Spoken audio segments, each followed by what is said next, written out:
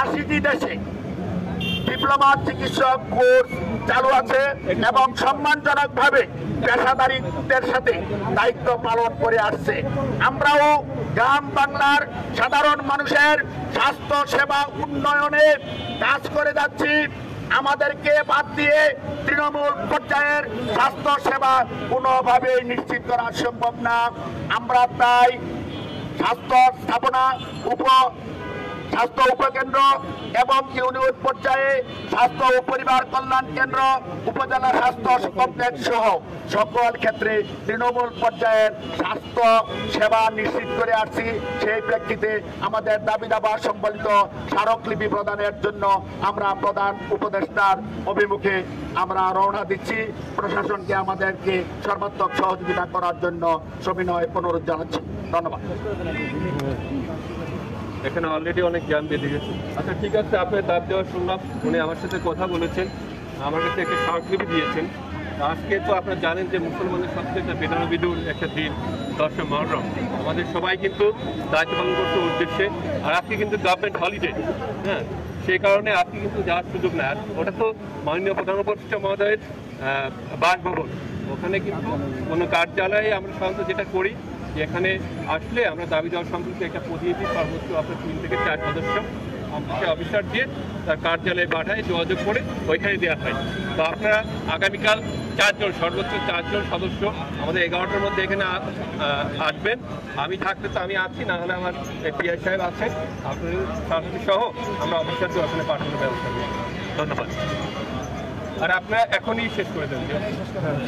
আমরা প্রশাসনের সর্বাত্মক সহযোগিতার প্রেক্ষাপটে ওনাদেরকে আন্তরিকভাবে ধন্যবাদ জানিয়ে আমরা আমাদের এখানকার কর্মসূচি এখানে স্থগিত করে আমরা সকলকে আমাদের পূর্ব ঘোষিত প্রেস কনফারেন্স 3য় তলায় আব্দুল সালাম হলে সম্মিলিত হওয়ার জন্য সকল মিডিয়া এবং আমাদের উপস্থিত সকল ডিপ্লোমা চিকিৎসকদেরকে সবিনয় অনুরোধ জানিয়ে আমাদের এই কর্মসূচি এখানে সমাপ্তি ঘোষণা করছি। ধন্যবাদ সবাইকে। দর্শক, আপনারা দেখছেন যে পুলিশের কাছে স্মারকলিপি জমা দিচ্ছেন এবং পুলিশের কাছে স্মারকলিপি জমা দিয়ে তাদের যে আন্দোলন, সেই আন্দোলন তারা প্রত্যাহার করছেন। দর্শক, এর আগে তারা 4 দফা দাবিতে যমুনা অভিমুখে পদযাত্রার তারা ডাক দিয়েছিলেন। পরবর্তীতে পুলিশের সাথে তারা কথা বলে এবং এই মুহূর্তে তারা পুলিশের কাছে তাদের যে স্মারকলিপি রয়েছে সেই স্মারকলিপি তারা জমা দিচ্ছেন এবং পুলিশের কাছে স্মারকলিপি জমা দিয়ে তাদের যে আন্দোলন 4 দফা দাবিতে যমুনা অভিমুখে সেটি কিন্তু তারা প্রত্যাহার করে নিয়েছেন। দর্শক, সেটি আমাদের এই মুহূর্তে জনবাণী লাইভের মাধ্যমে দেখানোর চেষ্টা করছি। দর্শক, 4 দফা দাবিতে ডিপ্লোমা মেডিকেলের চিকিৎসকরা তারা স্মারকলিপি নিয়ে তারা যমুনার অভিমুখে পদযাত্রা করছিলেন, কিন্তু পুলিশের কাছে তারা স্মারকলিপি জমা দিয়ে তাদের যে আন্দোলন সেটি তারা এই মুহূর্তে প্রত্যাহার করেছেন। দর্শক, সেটি আপনাদের এই মুহূর্তে সরাসরি দেখানোর চেষ্টা করছিলাম। দর্শক, তারা কিন্তু আগে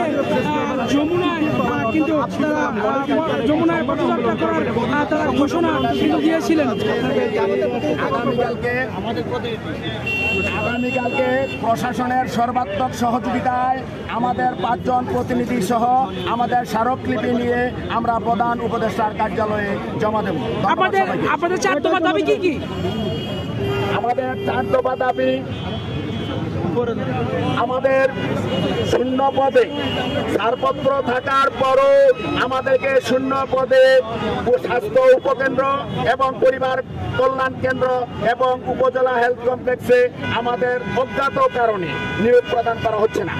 সকল ডিপ্লোমাধারীদেরকে 2য় শ্রেণীর পদমর্যাদা প্রদান করলেও অজ্ঞাত কারণে বারবার আমাদের ফাইল উপরে যায়, কোয়ারি করে নিচে আসে, কিন্তু আমাদের 2য় শ্রেণীর পদমর্যাদা বাস্তবায়ন করা হচ্ছে না।